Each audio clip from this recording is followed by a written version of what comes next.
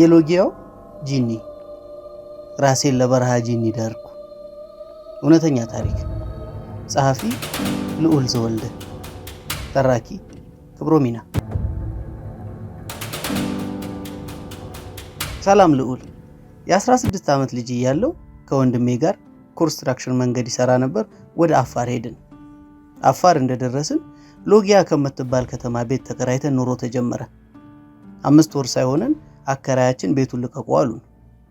ሌላ ቤት መፈለግ በጀመርን በሁለተኛው ቀን አንድ ቆንጆ ግቢ ውስጥ ቤት አገኘን። 6 ሰርቪሶች ሲኖራት የጥገኛዋ ቤት እኛን እየጠበቀችን ነበረ። እናም ገባን። አንድ ቀን ከጓደኛዬ ጋር ልንዝናና ወጥተን እየተዝናናን መሸብን። ሙቀት ስለሆነ ቢራ እንደ ጉድ ይገባልሃል። ሌሊቱ ሲያጋምስ ጊዜ ጓደኛዬን ተሰናብቼ ወደ ቤት መጣሁ። ግቢ ስገባ 6 ሰዎች ቁመታቸው 3 ሜትር ይሆናል እሳት አንድደው ይጫወታሉ። እኔ ሞቅ እንደማለት ብሎኝ ስለነበረ የአንዱ ተከራይ ዘመድ ይሆናሉ ብዬ አልፌያቸው ገባሁ። አፋር በጣም ሙቀት በመሆኑ ሁሉም የሚተኛው በረንዳ ላይ ነው። እኔም ፍራሽን አውጥቼ ከነሱ ፊት ለፊት አንጥፌ ተኛው። ጠዋት ስነሳ እነዛ የሚያማምሩ ወንዶች የሉ። እሳት ሲነድበት የነበረበት ቦታ ሄድኩ። ምንም አመድ የለም። ደንግጬ ራሴን መጠራጠር ጀመርኩ። ለማንም አላወራውም። ሉሌ ማታ የተፈጠረውን ግን እያንዳንዷን አስታውሳለሁ። በማግስቱ ማታ ከመጡ እንደው ብዬ ጠበቅኩ። የመጣ የለም። ያየኋቸው ፍጡራን ውበት ልነግርህ አልችልም። በጣም ውብ የሚባሉ ወንዶች ናቸው። ሲቆይ ጊዜ ረሳሁት። በሳምንቱ ሐሙስ ቀን ቅድም ያልኩ ጓደኛዬ ቤት አምሽቼ ግማሽ መንገድ የሚሆን ሸኝታኝ ተመለሰች። ግቢያችንን ከፍቼ ወደ ውስጥ ስዘልቅ የመቼለታዎቹ ሰዎች ሁሉም አሉ። እንዳየኋቸው ደነገጡ። ክብ ሰርተው ጫት እየቃሙ ነበረ። ሰላም ለማለት ስሞክር አፌ አይንቀሳቀስም። ማውራት አልቻልኩም። 2 ሞክሬ ሲያቅተኝ ጊዜ ውጭ ወደ ነበረው ፍራሽ ያመራሁ። ልቤ እየደለቀች ድሬን ሰብስቤ አረፍ ስል አንደኛው ፈገግ ብሎ እያየኝ ነው። ሉሌ ድርብ ጥርሱ እንዴት እንደሚያምር ልነግር አልችልም። በረንዳዬ ላይ ተደግፌ እያየሁት እንዴት እንደሆነ አላውቅም፣ ልቤ ወደደው። ፈዝዤ እያየሁት አንጎላጀጀኝና ተኛው። ከመተኛቴ በፊትና በኋላ በነበረው ቅጽበት የተከናወነው የማስታውሰው ነገር የለም። ጠዋት ላይ ፀሐይ አይኔን ወቅቶኝ ስነሳ የነገርኩ ሰዎች በቦታቸው የሉም። አሁን ግን እንደ መቼሌት አይነት ስሜት እየተሰማኝ አልነበረም። ከቦታቸው የቀረ አመድ ባላገኝም የልጁ ፈገግታ ግን አይኔ ላይ አለ።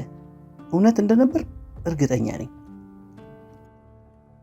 አርብ ሌሊት የትም ሳልሄድ ቁጭ ብዬ ጠበቅኳቸው። አላሳፈሩኝም። መጡ።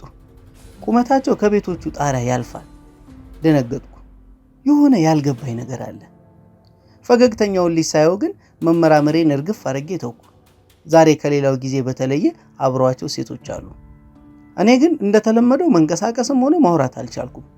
ከማየት በቀር በተቀመጥኩበት ሽባ ሆንኩ። እነሱ ግን እያዩኝ ይስቃሉ። አንዴ በአፋርኛ አንዴ በአማርኛ እየቀላቀሉ ያወራሉ። ድንገት አንደኛዋ ተከራይ በር ከፍታ ወደ እነሱ አቅጣጫ ቆሻሻ ውሃ ደፋች። ለሷ አይታዩአትም መሰለኝ። ስትደፋ ግን እሳታቸው ላይና 2 ፍጡሮች ላይ ነበረ። እኔን መለስ ብላ አይታኝ አንቺ አታኝም አለችኝ። ሽባ በመሆኔ ምንም መመለስ አልቻልኩም። በሩን ዘጋችሁ። በጣም ተናደዱ። ሴቷ ፍጡር ወደ ልጅቷ ቤት እየገሰገሰች ገብታ ስትወጣ አየኋት። እኔና ቆንጂየው ፍጡር እየተያየን እንደ መቼለታው ፈዝዤ እንቅልፍ ወሰደኝ። ሌሊት 9 ሰዓት ይሆናል። ውሃ የደፋችው ልጅ በጣም በኃይለኛ ትጮህ ጀመረ። ሁሉም ተከራይ ተነሳ። እኔ በጩኸቷ ባንኜ ስነሳ ፍጡራኑ የሉም። ፍርሃት ከጩኸቷ ጋር ሲደመርብኝ ጊዜ ሰውነቴን ወረረኝ። ጎረቤቴ ሕፃን ልጅ አለቻት። ሕፃኗ ከሷ ብሳ እንጥሏ እስኪበጠስ ከእናቷ እኩል ተርገበገበች። ጎረቤት ተደናግጦ ዘምዘምም ጸበልም ተደረገላቸው። እኔ ያየሁትን እንዴት ብዬ ልናገር? እንዲህ እያለ ከፍጡራኑ ጋር ተላመድን። በሁለተኛው ቀን ይመስለኛል ሴቷ ፍጡር ቀጥ ብላ ወደ እኔ መጣች። አመጣጧ ያስፈራል። አይኔን እያየች አጠገቤ ቁጭ አለች። ከትላንት ወዲያ ጣቤ ደፋችብኝን ጎረቤትሽን ከዚህ ግቢ ውጪ በያት። ይህን የማታደርግ ከሆነ ልጇን እገልላታለሁ አለችኝ። እሰማታለሁ እንጂ ከጭንቅላት እስከ እግሬ ሽባ ሆኛለሁ። በነጋታው ጠዋት ስነሳ ፊት ለፊታችን ወዳለው ሱቅ ሄጄ የሆነውን ነገር ምንም ሳላስቀር ነገርኩት። ቤቱ ከተሰራ ዓመት እንደሆነውና ከዛ በፊት የከተማው ቆሻሻ መጣያ ስለነበር ሰይጣን ይሆናል አለኝ። ሉሌ አጥወለወለኝ። እዛው እንዳለው ለሷም ለመንገር ቤቱንም ለመልቀቅ ወሰንኩ። ስረጋጋ ለጎረቤቴ ገብቼ ነገርኳት። እሷ ግን እንደ በሽታ አይታኝ እምቢ አለች። ቀን ቀን ቤት እየፈለኩ ማታ ተሳቄ ማደር ጀመርኩ። በሁለተኛው ቀን ሕፃን ልጇ በተኛሽበት ሞተች። የሚገርምህ ለእኔ ስም ወጣልኝ። እንደ ሟርተኛ የግቢው ሰው ሁሉ ሸሸኝ። የቀብሯ ዕለት ማታ በተኛሁበት ቤቴ ውስጥ ነበር የተኛሁት። እንደ ሰመመን አድርጎኝ ስባንን ሰይጣኖቹ ተከታትለው ወደ እኔ መጡ። ፈገግተኛው ሰይጣን አለልምዱ ልክ አልነበረም። አይኑ ደም ለብሶ ከዚህ ቤት የለቀቅሽለት መቃብርሽን ትምሻለሽ አለኝ። አንድ ያመነኝ ሰው ባለሱቁ ስለነበር ጠዋት ወደ እሱ ሄድኩ። እሱም አዲስ ነገር ነገረኝ። ምናልባት እንዲህ የሚቀያየሩ የአፋርጎ ሰዎች አሉ፣ ሰውም ሰይጣንም እንስሳም ይሆናሉ አለኝ። በጣም ሲጨንቀኝ ጊዜ ወደ ወንድሜ ደወልኩ። እሱ ግን ቀልዶብኝ እንድረጋጋ ነግሮኝ ዘጋው። ከሐሳቤ ጋር እየተሟገቱ ቁርስ ልበላ ወደ ሆነ ምግብ ቤት ስገባ ማታ የሚታየኝ ሰይጣን ሌላ ወንበር ላይ ተቀምጧል። ደነገጥኩ። በድፍረት መጥቶ ሰላም አለኝ። እንደወደደኝና መተዋወቅ እንደሚፈልግ እሱም ለሎጊያ አዲስ እንደሆነ ምናምን አወራኝ።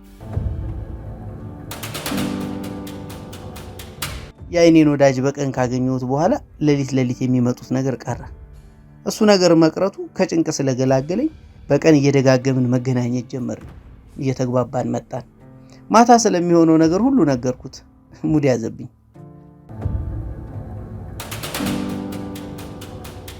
እቤት የምታምር ድመት መጣች። ሳያት ደስ አለኝ።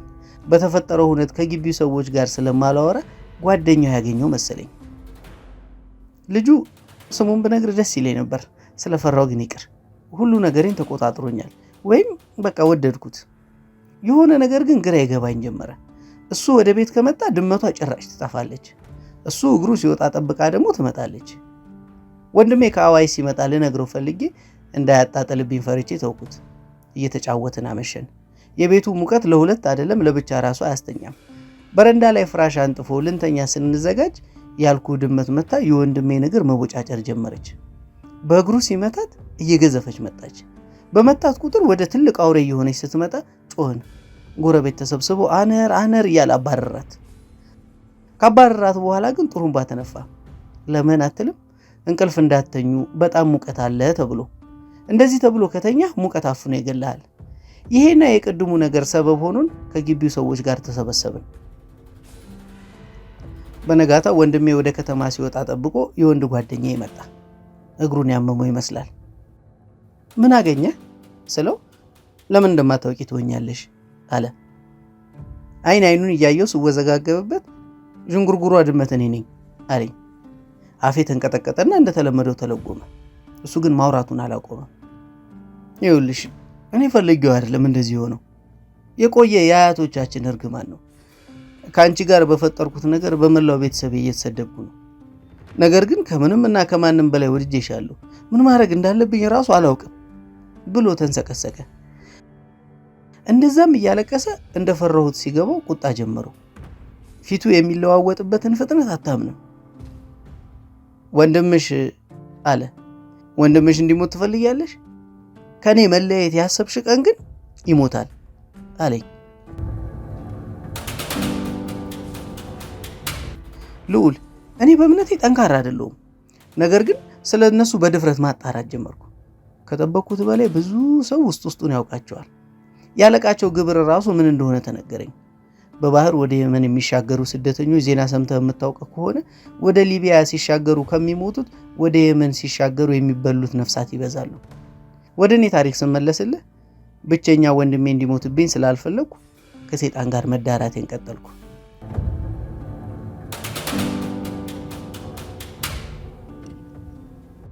ወንድሜ እስኪገርመው ድረስ ብር ኖረኝ። አዲስ አበባ ለአጎቴ ልጅ ውክልና ልኬ ሳር ቤት ገብርኤል አካባቢ ቤት ገዛው። እኔ ግን ከሎጊያ ለመውጣት አልተፈቀደልኝም።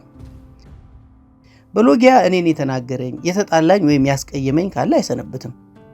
ወሬ ሲበዛብኝ ጊዜ ቀስ እያልኩ የግቢውን ተከራይ ሁሉ አባረርኩ። በፊት የሚያውቀኝ ሰው እስኪገርመው ድረስ ሳልፈልግ ባህሪ እየተቀያየረ መጣ። እንደዚህ እያልን ለ8 ዓመት ቀጥለን የህዳር ሚካኤል ዕለት ግን አንድ ነገር ተፈጠረ።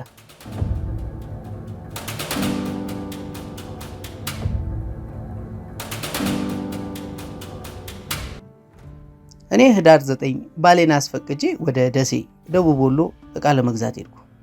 ደሴ ከሎጊያ ብዙም አይርቅም፣ ቅርብ ነው። ወደ ደሴ ሲሄድ ግን ድመቴም አብራኝ በዘንቢል ተጓዘች። የምን ድመቴ ባሌ ልበለው እንጂ። ደሴ የምትኖር ጓደኛዬ ጋር አረፍኩ። ድመቷ ሳላያት ወርዳ ከበራቸው ቀርታለች። የጓደኛዬ አባት ሼክ ይሁኑ ኡለማ አላውቅም፣ ብቻ በአረብ ገንዳ መስጂድ ትልቅ ክብር ያላቸው ናቸው። 3 ቀን ከሷ ክፍል ሳልወጣ ቆይቼ ሲደብተኝ ግቢው በር ጋር ቆምኩ። ሰው ነጠላውን አጣፍቶ ይርመሰመሳል። የቀኑን ንግስ አስቤ ከሆነ ግሮሰሪ የሚወጣ መዝሙር ስሰማ መጣልኝ። ለካ ህዳር 12 የዓመት ሚካኤል ኖሯል። ሰዎቹን ተከትዬ በደመ ነፍስ ሄድኩ። በትርምስ ውስጥ ልክ ቤተክርስቲያኑን ሳየው አይኔ እንባ ቀረረ። አንድ ልቤ ሂጂ ግቢ ይለኛል፣ ግን ደግሞ በጣም ፈራው። ልክ ወደ ቤተክርስቲያኑ ልጠጋ ስል ድመቴ እንዴት ተከትለኝ እንደመጣች አላውቅም፣ እግሬን ቧጨረችኝ። ነጠላ ጫማዬ እስኪቀላ አድምታኛለች። ተናድጄ በልህ ወደ ቤተክርስቲያኑ ሄድኩኝ። ደሜ አልቆም ብሎ እግሬ በጣም ሲደማ ጊዜ ጎንበስ ብዬ በድሬ ጫፍ ያዝኩት። እንዳጎነበስኩ ታቦት መዞር ጀመረ። ታቦቱን እንዳየው እንባዬን መቆጣጠር አቃተኝ። በቀሚስ ያፈንኩት ደም እንደ መቆም ሲል የታቦቱ በረከት እንዳያመልጠኝ ሮጥኩ። ወደ ቤተክርስቲያኑ በር ልገባ ስል የሆነ ነገር ይመልሰኛል። በኃይል ስጠጋው በተጠጋውበት ኃይል ልክ መልሶ ገፈተረኝ። ሉሌ ማርያምን ሆድ ባሰኝ። ሚካኤልዬ ምን ቢጠላኝ ነው የሚገፈትረኝ? ፈጣሪ ምን ያህል ቢጸየፈኝ ነው የሰይጣን ሚስት የሆንኩት? እንደዚህ እያልኩ ጮህኩ። መጽሐፍ ቅዱስ ላይ ሁሉ የተጻፈው ውሸት ነው። ከ100 በጎች አንዷ ብትጠፋበት ሊፈልግ አይወጣም። ያ ሁሉ ውሸት ነው። እግዚአብሔር አይወደንም። በለቅሶዬና በጩኸቴ መሃል ሳግ ይተናነቀኛል። ለምን ፈጠርከኝ? ውሸታም ነህ አንተ። እውነት ብትሆን እኔን ታድነኛል ነበር። ሰው ሁሉ ሸሸኝ። በነጠላቸው አፋቸውን እየሸፋፈኑ ከንፈራቸውን መጠጡ። የሰው አይን ሲበዛብኝ እንደምንም ተረጋጋሁ። በዚህ መሃል የሆነች ሴት በ30ዎቹ ዕድሜ ያለች አጠገቤ መጣችኝና እንደ እናቴ ንፍጤን እየጠረገች አባበለችኝ። ጡቷ ላይ ተደፍቼ ልቤ እስኪወጣ ደግሜ ተንሰቀሰቅኩ። ሲቆምልኝ ለምን አለ ነጠላ መጣሽ? ለምን አንገትሽ ላይ ማተብ የለም አለችኝ። ኖሮኛ አያውቅም አልኳት። ከአንገቷ ላይ ወፍራም ማተብ አወለቀችና በእጅ ያስያዘችኝ። ይኸውልሽ በዚህ ማተብ ውስጥ የራስ ዳሽን ተራራው ቅዱስ ያሬድ የእምነት አፈር አለ። የከረመ መስቀል ነው። አይዞሽ፣ ከሁሉም ነገር ይሰውርሻል፣ ይጠብቅሻል። ያሰብሽውን በልብሽ ጠይቂና ከተሳካ ስለትሽን ይዘሽ ትሄጃለሽ አለችኝ። ዝም ብዬ ሰዓት ከእጄ ላይ አንስታ አንገቴ ላይ አሰረችልኝ። ደንዝዤ ቆሜ ካጠገቤ እንደሄደችም አላስተዋልኩም። ወደ ጓደኛዬ ቤት በቀስታ እየተመለስኩ የመንገድ ዳር የሱቅ ዣንጥላ ስር የሆነ ሰው ቆሟል። ባሌ ፊቴናዬም እንዳቀረቀረ ወደ እኔ መጣ። ደርቄ የጠበቅኩት ሰላም ሳይለኝ አንገትሽ ላይ የተቋጠርሽው ምናምን ትበጥሽው አለኝ። አንገቱን ወደ መሬት እንዳቀረቀረ ነው። አላውልቅም ግደለኝ ብዬ አንባረኩበት። እየተጨቃጨቅን ከጣሪያ ላይ ሲጣሉ የነበሩ ድመቶች ተገለባብጠው እላያችን ላይ ወደቁ። ሉሌ ድመቶቹ ካጠገቤ እንዳውሬ ተነካከሱ። 2 መስለው ነው አይደል? 9 10 ይሆናሉ። ምንም ፍርሃት አልተሰማኝም። ማተቤን አላውልቅም ብዬ ደግሜ ጮኩበት። የታባሽ እንደምትቀራ ያለው ስለ ቅጣትሽ ስትመለሽ እናወራለን ብሎኝ ሄደ። ሚካኤል ሰፈር ሲጣሉ ከነበሩት ውስጥ 3ቱ ድመቶች ተከተሉኝ። እንዳላየኋቸው ሆኜ ጓደኛዬ ቤት ስገባ በሩን በኃይል ጠረቀምኩት። በሩ ሲጮህ ጓደኛዬ መንጓጓቱን ሰምታ እየሮጠች ወጣች። የት ሄደሽ ነበር? መልስ የለኝም። ምን ሆነሽ ነው ድሪያሽ ቀይ ሆነው? ዝም። ሁለመኔ ከፀጉሬ መንጨባረር ጋር ተደምሮ ያበድኩ ስለመሰላት እሷም ዝም አለች። ገብቼ ቦርሳና የፕላስቲክ ዘንቢሌን ማስተካከል ጀመርኩ። በፍርሃት አፏ ተያይዞ ስሜን ስትጠራኝ መሄድ አለብኝ አልኳት። የመጣሁበትን አንድም ነገር ሳላደርግ ለመመለስ ወደ መናኸሪያ ገሰገስኩ።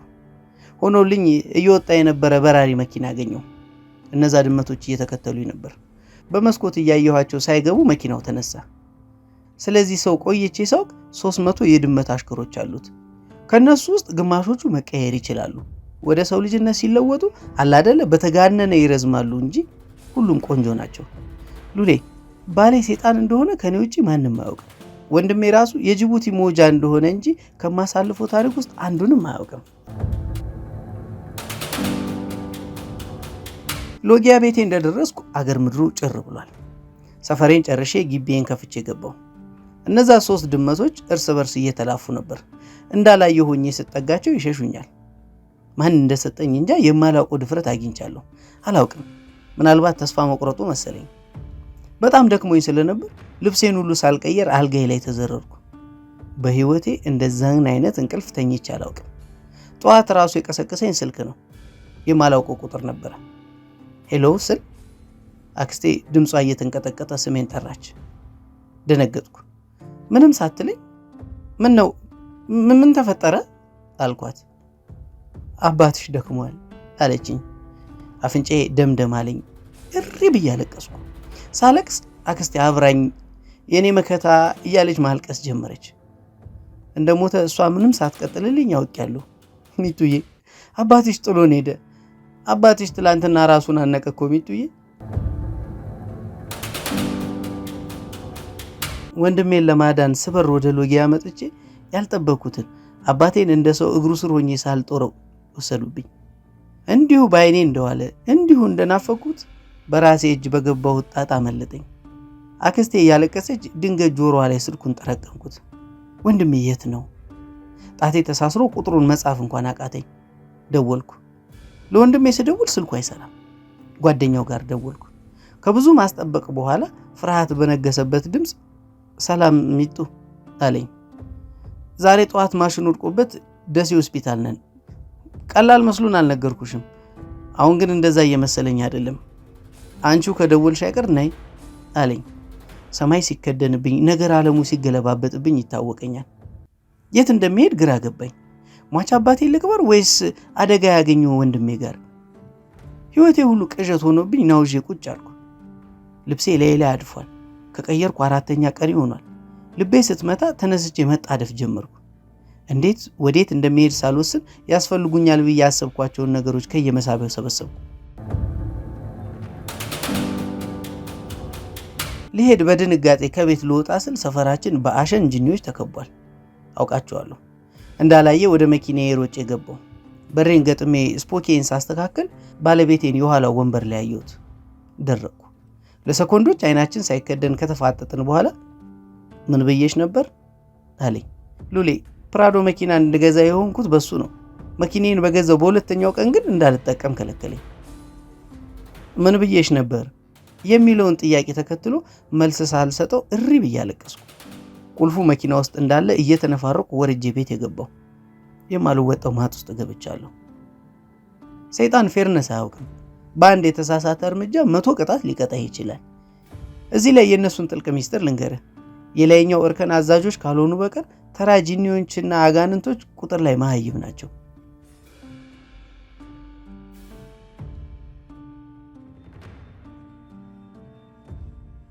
ከሁለት ስጋዎቼ አንዱም ጋር ሳሎን እያለቀስኩ ባዶ ሆዴን አደርኩ። በነጋታው እናቴ ደወለች። አንቺን እኮ ነው ለቀብር የምንጠብቀው አለች። ምን ልበላት? እያለቀስኩ የወንድሜን ሁኔታ ነገርኳትና እዚህ ማንም ስለሌለው አልመጣም አልኳት። የሰማችኝ መስሎኝ ብዙ እያወራሁ በስልክ ውስጥ ሲጫጫሁ ሰማሁ። እናቴ በድንጋጤ ወደቀች። አንድ ሐዘን ከብዷት እንደ ደህና ነገር በላዩ ላይ ደርቤላት ለምን አትወድቅ? ሐዘን ላይ ሐዘን ጨመርኩ። አእምሮዬ በትክክል እየሰራ አልነበረም። እንደ ማልቀስ ይሁን እንደ መሳቅ እያደረገኝ አሁን ላይ በደንብ ትዝ አይለኝም። ቆይተው መልሰው በመደወል ውሃ እንዳደረጉላትና ደህና መሆኗን ነገሩኝ። ባሌና ጀሌዎቹ ግቢ ውስጥ እየቃሙ ነው። ቀጥ ብዬ ወደሱ በመሄድ ለወንድሜ መድረስ እፈልጋለሁ አልኩት። ቀና ብሎ ሲያየኝ አውልቂና ትሄጃለሽ አለ። ምኑን? ማተብሽን። እንዲህ ሲለኝ እኔ እንዳደረግኩ ራሱ ረስቼው ነበረ። የልብ ልብ ተሰማኝ። ከዚህ በኋላ ምን ሊያሳጣኝ ብዬ ፈራዋለሁ? ምን እንዳይቀርብኝ ብዬ ታዘዘዋለሁ? አላውልቅም ብዬ አንባረኩበት። የመጣው ይምጣ ብዬ ወደ መኪናዬ ለሁለተኛ ጊዜ ሄድኩ። የግቢዬን በር በላያቸው እየዘጋው መሄዱን ሂጂ፣ በኋላ ግን እንዳታዝኝ አለኝ። እንዳልሰማው መኪናዬን አስነስቼ ወደ ደሴ መሄድ ጀመርኩ። ሉሌ ፈሪ ስለሆንኩ ራሴን መግደል አልችልም። ከሱ መጥቶ ግን መንገድ ላይ ቢገለብጠኝና ብሞት ደስታዬ ወደር የለውም። የውር ድንብር ስነዳ ስንት የገጠር ፍየልና አህያ ስቼ ደሴ ገባሁ። ደሴ ሪፈራል ሆስፒታል የተኛ ወንድሜ ጋር ገባሁ። ከሰዓታት በፊት አይሲ ውስጥ ገብቷል። አሁን ላይ የተነገረኝን ሰዓት ስቀንስ ከሎጊያ የተነሳውበት ነው። ተንበርክኬ ፊቴን እየቧጠጥኩ ማልቀስ ጀመርኩ። ባሌዲ ተለመነኝ፣ የኔ ፈጣሪ፣ የኔ ኃያል ይቅር በለኝ እያልኩ መጮህ ጀመርኩ። የተሰበሰቡት ሰዎች ግራ ገብቷቸዋል።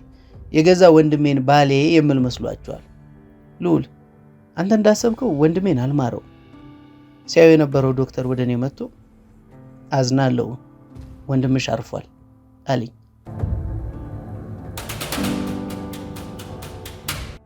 ምድርና ሰማዩ ተደበላለቀብኝ። ሆስፒታሉን በጩኸት አጥለቀለቅኩት። አረርኩ፣ ተቃጠልኩ። ታምናለህ?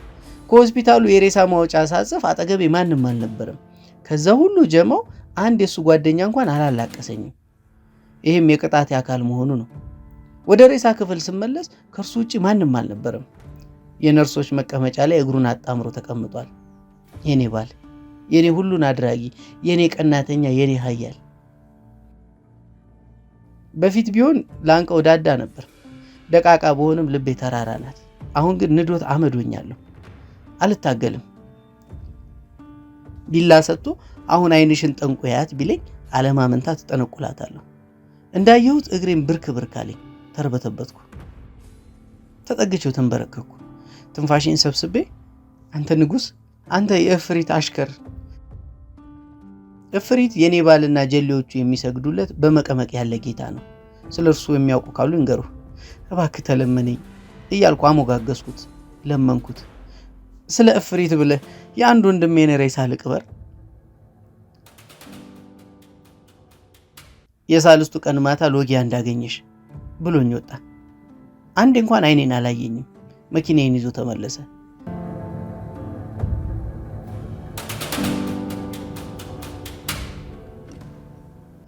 እኔ ብቻ የማያቸው ጋሻ ጃግሬዎች ጂኒዎቹ ጋር ተወኝ። ሉሌ ሰይጣንና ጂኒ እንዳይምታቱብህ ይለያያል። እሺ። አባዱላ ተኮናትሬ ለስንትና ስንት ዓመት ወደ ተወኳት አዲስ አበባ ጉዞ ተጀመረ። ታናሽ እህቴ ጋር ደወልኩ። በተዘጋጋ ድምፅ ምን አይነት አውሬ ነሽ ግን አንቺ አለችኝ። አባዬን ቀብረው እየተመለሱ ነበር። ልክ ነበረች። አሁን አውሬ ነኝ፣ ፈሪ አውሬ። ግን ምንም አይነት ተጨማሪ የወሬ የማስተናግድበት አቅም ላይ አልነበርኩም። አዳምጪኝ ብዬ ጮኩባት። ስልኩን ላክስቴ የሰጠቻት። አባቴን እንዳረዳችኝ የእህቷን ልጅ አረዳዋት። የወንድሜን ሬሳ ይዤ እየመጣው ነው፣ አመሻሽ ላይ እገባለሁ አልኳት።